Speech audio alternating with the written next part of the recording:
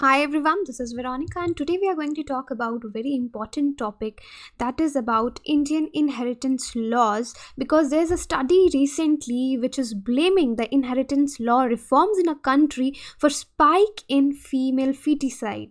So we'll discuss in detail about this study and the law reforms also. For my video updates, you can follow me on Instagram and Facebook. The PDF of this lecture will be uploaded on our website. So this is a channel Study IQ. If you're preparing for any government job, our pen drive and tablet courses are also available. For additional information, you can call on these numbers or you can visit our website also. So what is the relevance of this topic from your examination point of view? See, if we talk from UPSC perspective in your mains paper 1, social issues, population and associated issues, you can mention this topic, the discussion of this topic. This will be covered under this, and you can mention it in your legislative reforms, if anything, or in the question where sex ratio in India is asked, you can mention this. And at objective level, you should know about the survey details. So now, why it is in news? See, India's discriminatory and anti-women inheritance laws appear to have failed to mitigate society's long-held preference for sons, because in our social structure we have seen that families, they go for male child, they want male child, there's a preference, right? So there's this study which shows that even the reforms we have made to our laws has not helped much to balance the sex ratio in our country. So the findings are supported by the Economic Survey 2017 and 18 also, which found that estimated 63 million women, roughly the population of UK, is missing in our country.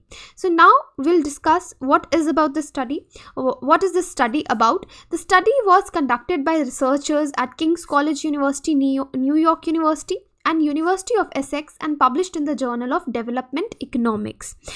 So they have used the data from the 3 rounds, that is from the National Family Health Survey 1991, 1992, then from 89 to 88 to 89, and then from 2005 to 2006, and even they have used data from REDS. REDS is your Rural Economic and Demographic Survey.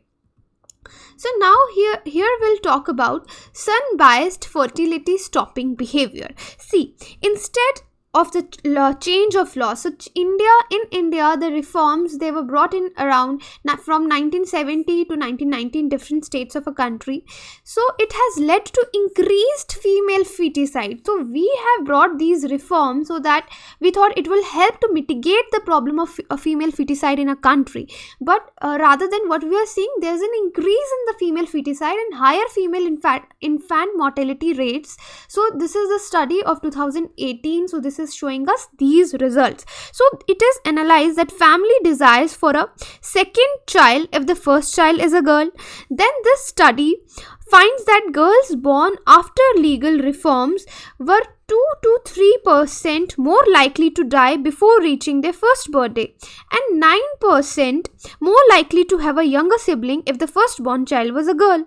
Now see, the researchers studied the families living in the 5 early reformer states. So early reformer states were Kerala, Andhra Pradesh, Tamil Nadu, Maharashtra and Karnataka, which amended the Hindu Succession Act of 1956. We'll talk about this act also. So these states allowed equal inheritance rights for women and men at different dates between 1970 to 1990. So these were the states which were the earliest to bring in these reforms, because earlier son was the only one to inherit the property.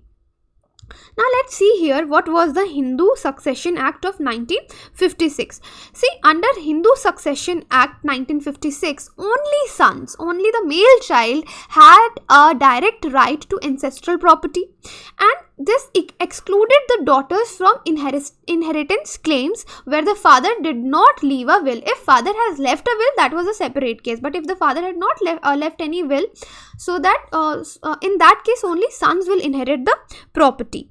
Now see, from 1970s onwards, changes in inheritance legislation sought to empower women by strengthening their financial and social position and reducing dependence on the male relatives.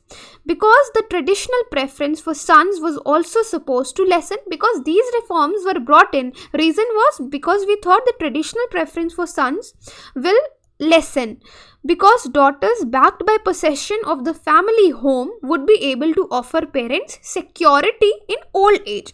Equally, what we expected, it was expected to eradicate the dowry system also, which was a key contributing factor to perception of a daughter as a financial burden, because mostly in the rural setups and even in the patriarchal social structures societies like India, we think that daughter is a financial burden. So these reforms were brought in that these will lessen the impact of these things in our country, but it was not so. It is not so. The studies apparently showing us that thing only. Now see, even after these reforms, son preference entrenched and women remain dispossessed. So we'll analyze this. Firstly, just see this, because instead the reforms appear to have had unintended effects leading to the elimination of girls. So even after the reforms, there is an elimination of the girls, as social norms that organize family structures and alliances have not kept pace with changes to the law. So you can see here the social norms are more important than the law. They cannot keep pace with the changes in the law. Now see, awarding inheritance rights to women makes parents more averse to having a daughter rather than a son. The study is saying this. This is because the families, they have a fear that the cost of having a girl increases. Why it increases? Because property inherited by women risks falling into the control of her in-laws. So now the people in the social structure, families are more averse to have a girl child even after these reforms. Now see this, why we are saying that women still remain dispossessed, because yes, this is one of the reason that if there are parents who have given some of the property to the girl, to their daughter. So when she gets married, this property, the in-laws or her husband, he takes over this property. So the status of women, that she remains still dispossessed, right? See, even there are changes to inheritance laws, therefore not likely to improve women's income, since it is unlikely the woman would get to control the new asset which has now been acquired by her marital family where she has married. Because there also remain a strong incentive for parents to continue rewarding a son who works on and develops a family's land, thus contributing to the family's wealth creation and security for both parties later in life. Now see, parents perceive the risk of upsetting a son by dispossessing him of the entire property as too high, because one, that could impact on the quality of their future care, because they feel that in future their son will only take care of them. So parents would want to avoid splitting up the property, making it less productive, since the only way of sharing between siblings is by selling the property and distributing the proceeds. So they don't want to do this, therefore they don't want to give the property to the girl child. Now see, what are the contemporary trends, because we need to see what is the contemporary trend, because the proportion of women inheriting the property did not increase significantly even after the reforms. So we'll talk about this thing only now. Although laws they now allow women to make legal claims to the property, but there are very few women who actually do that, who actually make such a move, which is perceived as totally anti-social and rebellious. So the family is a close-knit system in India, as you know. A family is a close-knit system, and girls don't want to go against parents and brothers and fight for property if they are denied it. So the entire dowry system says that the daughters have already been given a share of the money, so they are not entitled to the property, because parents say we will give the dowry to the daughter, so she doesn't need the property. Now see, there's a status quo on the son preference in a country.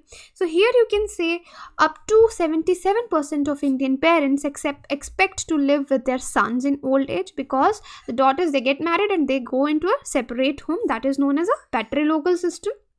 that the parents live with the sons, where sons remain in the family home even after the marriage, while daughters leave to join their in-laws.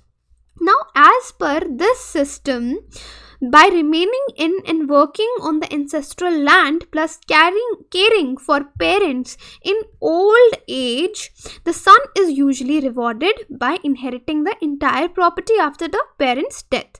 So even legal reforms mandating that parents must now share equal proportions of the ancestral property with both sons and daughters appears to have not changed this dynamic. That is what we are learning in this study. So son preference remains a status quo, suggesting that patriarchal traditions exert a stronger force on parents than legislations correcting historical gender biases. So what could be the way forward?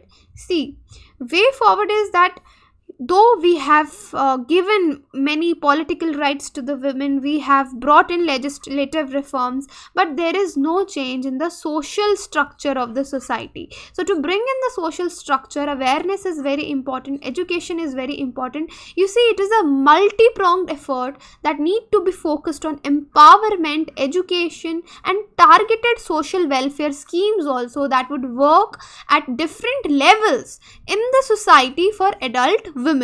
Now see, legislative reform is perceived as a property issue. It's not really, because there is a deeply ingrained internalized bias in favor of male child, which needs to be addressed. How it can be addressed? Now you can tell me in the comment box how it can be addressed, right?